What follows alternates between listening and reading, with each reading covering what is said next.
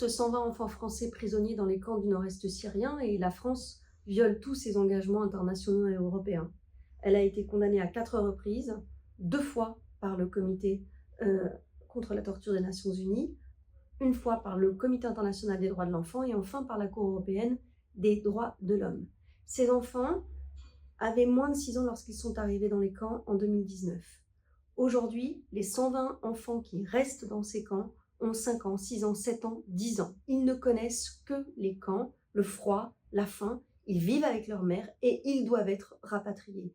Ils ont vu tous leurs petits copains belges, européens, quitter les camps et eux restent dans ces camps. Nous nous sommes rendus avec Avocats sans frontières France et le collectif des familles unies qui réunit en France les grands-parents de ces petits-enfants. Nous nous sommes rendus dans ces camps. Nous nous sommes également rendus dans le centre Orkesh, qui n'est autre qu'une prison à ciel ouvert pour des adolescents étrangers. C'est une catastrophe. Ces enfants sont polytraumatisés, ils sont blessés et la France les abandonne depuis maintenant 5 ans, que ce soit dans ces camps ou dans ces prisons.